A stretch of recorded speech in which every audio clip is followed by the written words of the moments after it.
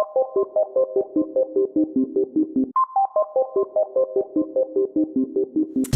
y'all, what's going on? It's Athena Amoeba, and it's time to explore the power of our minds with Awaken the Giant Within by Tony Robbins. In this video, we're going to go over Chapter 3 of Awaken the Giant Within. We're going to get into the motivation behind everything that we do, which is pleasure and pain. And we're going to explore how we can intentionally use pleasure and pain to change our lives for the better. Now, if you're like me, I'm sure you've gone through a time where you wanted to make a change in your life, but you just couldn't bring yourself to follow through with what you knew you had to do. Maybe you felt frustrated, overwhelmed, and angry at yourself because you knew the action that you had to take, but you just couldn't bring yourself to do it or to do it consistently. Now, the reason this happens is because we're focusing on the behavior or the effect, and we're not focusing on the cause of the behavior. Now, the subconscious motivation behind everything we do is pleasure and pain. Everything we do, we either do to gain pleasure or to escape pain. Sometimes with things like addictions, we're feeding two birds with one stone. When we are addicted to drinking, when we're addicted to eating, when we're addicted to shopping, when we're addicted to gambling, any sort of addiction that we acquire is usually to escape something else and to gain the temporary pleasure that is brought from our addictions. And this is why it can be so hard to change our habits, because even if we want to stop a behavior, or even if we want to start a new behavior or make some sort of change, if we're still linking certain actions or behaviors to pleasure or as a way to escape pain, then it's going to be harder to stop the behavior. So in order to create long-term change or change our behavior long-term, we have to consciously practice shifting what we link pain and pleasure to. Without consciously deciding what we want to link pain or pleasure to, we will go to our default. And our default can be programmed from our childhood, from experiences that we've had, and will make it hard to break patterns we want to get away from and hard to create new patterns if we don't first change what we link pain and pleasure to. Now, procrastination is a simple example of this. Why do we procrastinate? Because on some level, we link pain to doing the task that's at hand. It isn't until the consequences of not doing the task become greater than the pain of doing the task that we actually get to it. So that's why we procrastinate, because subconsciously we're linking some sort of pain to taking that action. Now, you might be thinking, I've never linked pain to something that I've procrastinated on, but when we're talking about pain, we're not talking about only intense pain. Yes, that's definitely part of it, but we're also talking about things like boredom, inconvenience. These types of emotions are also associated with pain. They're lower levels of pain, but they still influence our decisions and our behaviors. As a matter of fact, all of our decisions and behaviors are linked to what we subconsciously believe will bring us pleasure or pain. To take a quote straight from the book, "The secret of success is learning how to use pain and pleasure instead of having pain and pleasure use you. If you do that, you're in control of your life. If you don't, your life controls you." So this is so huge. If you're trying to make a change and are having a hard time doing so, it's time to evaluate your subconscious links to pain and pleasure. So you might be asking yourself, if this is true, then how come we can experience pain but still not make a change? Now, the reason is that we haven't experienced enough pain to make that change. And that even if a situation is painful, we somehow subconsciously still make more pain to making the change than to the pain that we're experiencing in that situation. Now, I know that could sound really messed up because sometimes we're in a situation that is so emotionally painful that I know when we first hear this, it can sound totally false. And our initial reaction might be, of course, if I could change my situation, I would. And maybe that's true in some cases, but in most cases, the reality is that we probably just link more pain to making whatever change we need to make to get out of the situation we consider to be painful. I experienced this firsthand with my weight. I was in a lot of pain. I was in a lot of emotional pain from feeling uncomfortable in my own skin, from feeling a lack of confidence, from feeling low self-esteem, and not being happy with myself. But I subconsciously linked considerably more pain to changing my eating habits or to start exercising. And the reasons why, when I look back on it now, is because eating is a coping mechanism for me, and it still is, and it's still something that I have to work through. So to lose that coping mechanism for me was more painful than the discomfort that I felt with my body. And as far as exercising goes, subconsciously I believed that if I put in effort and I put in time into losing weight, it was going to be for nothing because I was just going to gain it all back anyway.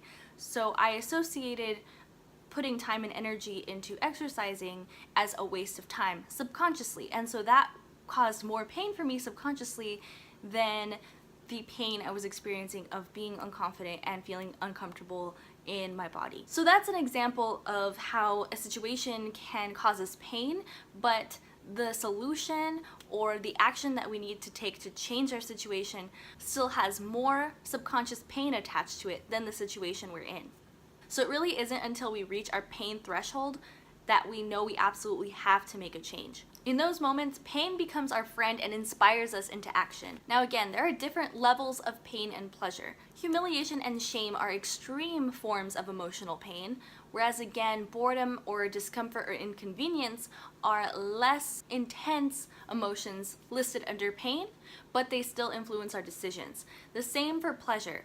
So the pleasure of excitement and being overjoyed are really intense emotions of pleasure, but even these intense emotions of pleasure or pain are often outweighed by the simpler pleasure of comfort. A lot of times experiencing the pleasure of comfort also keeps us from making the changes that we want to make. So again, it's really important to examine what we as individuals are linking pain and pleasure to, because it literally affects every decision and behavior that we make in our lives. Just to emphasize how this works, I'm going to take an example from the book. So let's say you're on a lunch break from work and you're walking past a park where a Beethoven symphony is playing. Will you stop and listen? Well, it depends. First of all, on the meaning that you associate to classical music. Some people would stop and drop everything to be able to listen to a symphony playing. For them, Beethoven equals pure pleasure. For others, however, listening to any kind of classical music is about as exciting as watching paint dry. Enduring the music would equal a measure of pain, and so they hurry past the park and back to work. But even some people who love classical music would not decide to stop and listen. Maybe the perceived pain of being late for work outweighs the pleasure they would get from hearing a familiar melody. Or maybe they have a belief that stopping and enjoying music in the middle of the afternoon is wasteful of precious time, and the pain of doing something frivolous and inappropriate is greater than the pleasure the music could bring. Each day, our lives are filled with these kinds of psychic negotiations.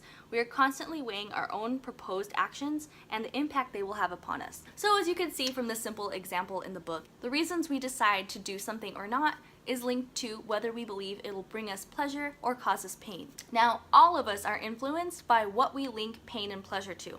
The reason why we're different and why we make different decisions from each other is because we link pain and pleasure to different things. So the main takeaway from this first part of chapter 3 is that if we link pain to a certain behavior or situation, we will avoid it at all costs. And if we link pleasure to a certain behavior or situation, we will actively seek it out, and it can help us be more consistent. So we can learn to use the force of pain and pleasure consciously to change everything and anything in our lives. Now again, the subconscious associations we have about what causes pain and what causes pleasure have accumulated in our minds from many different sources. These associations were developed in our childhood. We got them from media, from family, from teachers. We've picked up new ones along the way from our experiences, from friends, from our environment. The list goes on and on. Everything that we've experienced in our lives makes up what we subconsciously link to pleasure and pain.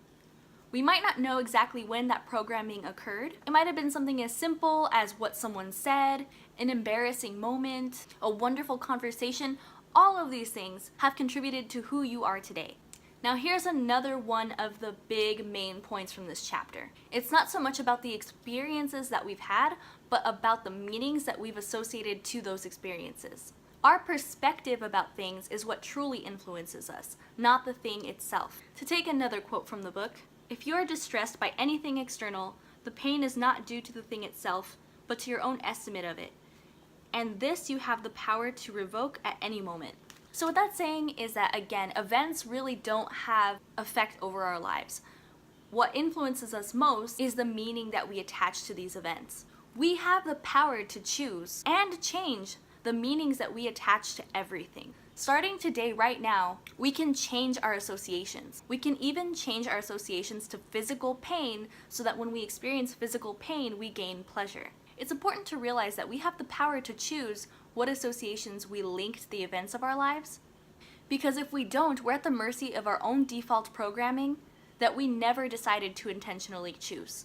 In the worst case scenarios, unchecked subconscious associations may guide us to a life of misery and despair, allowing external forces to control us instead of consciously deciding how we want to respond to life. Now this goes into the difference of reacting to life versus responding to life, and there's a short video about that. I'll put the link in the description below. So again, by examining what we link pain and pleasure to, we can begin to change those associations, and that will help us to change our behavior and create long-term change. Now, if you want to make a change, you must link pain to the old behavior and link pleasure to the new behavior. So how do we make this change? How do we change what we link pain and pleasure to?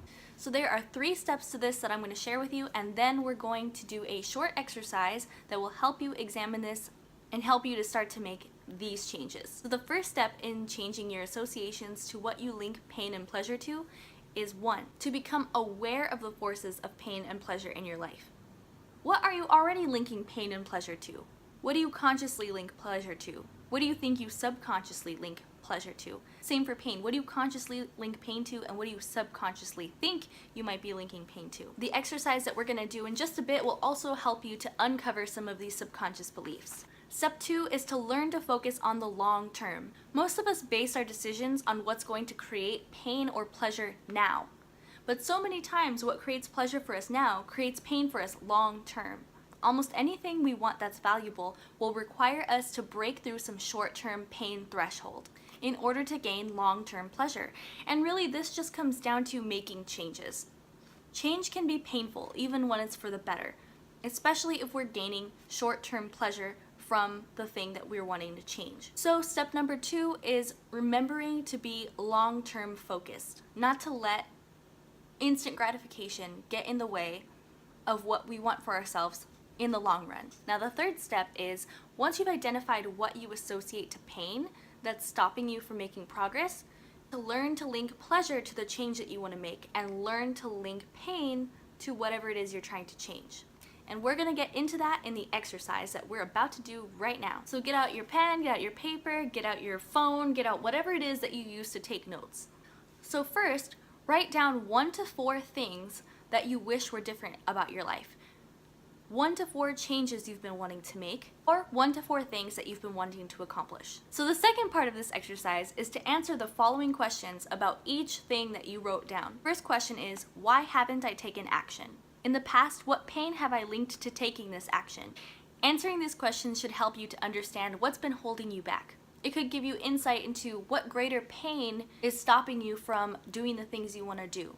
Now, if you think you don't have any pain associated to this, think a little bit harder, because sometimes it's just as simple as the pain of taking time out of your busy schedule. Again, it can be inconvenience, it could be a boredom. It doesn't have to be intense emotional pain, but these little feelings of discontent or these smaller feelings of discomfort can shape so many decisions in our lives. So really think about, what pain could you possibly be linking to this action that you're not following through on it. Now the third part of this exercise is write down all the pleasure you've gained in the past by not making the change. So again, this doesn't have to be intense pleasure, but it can be the pleasure of comfort. It can be the pleasure of just getting to chill instead of doing the thing that you really want to do. That small pleasure of comfort can sometimes hold us back. So write down what pleasure you gain by not doing this thing, by not taking this action, and by not following through. Now the fourth part of this exercise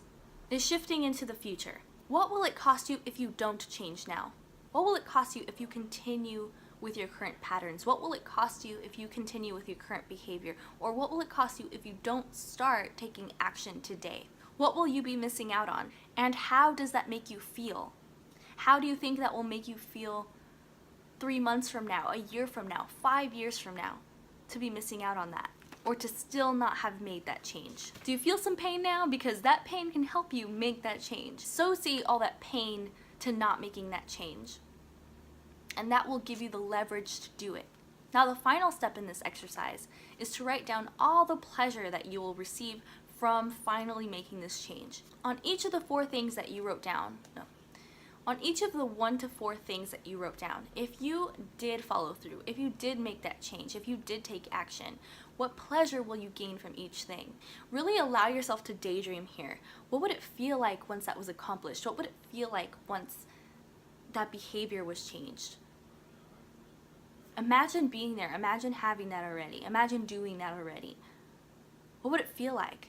What would it feel like 3 months from now to have it done? What would it feel like a year from now, 5 years from now? So now this should help you associate great pleasure to taking this action. Now, with the pain of not doing it and the pleasure of doing it, this should help you to start to take these actions, to make these changes. So I would really take the time to do this exercise thoroughly because it holds one of the major keys to making lasting change in our lives. So this chapter of Awaken the Giant Within has really shown us again and again that what we link pain and pleasure to shapes every aspect of our lives. And so that's why we really want to think critically about this and use the power that we have to change these things intentionally. This is a huge step. So congratulations to you for taking it. It's by no means the last step, and it's by no means a one-time thing. This is something you're going to have to consider every day from now on. And you might not have to spend tons of time on it each day, but it's something to keep in mind. And it's something to revisit at least, I would say, at least twice a year, if not once a month or so. Now, as huge as this is one building block. This is one piece of the puzzle. And there's so much more to it. There's so much more to our subconscious beliefs. And that's what Tony Robbins gets into in chapter 4. So the next video is going to be a review of that chapter and all of the amazing, wonderful content from there, which will help us evaluate all of our subconscious and limiting beliefs, which are serving as a guide to what will bring us pain and what will bring us pleasure, even when it's false. So we're going to get into that next time. But for now, I hope that this was helpful. I hope that you took the time to really dig deep, because these forces are going to shape your life, whether you're using them consciously or not. So I hope you all will use this information to take control of what you are linking pain and pleasure to, and what's influencing your decisions and behaviors. If you like this video, please give it a like. For more content like this, make sure that you subscribe. Thank you all for watching. Until next time, much love.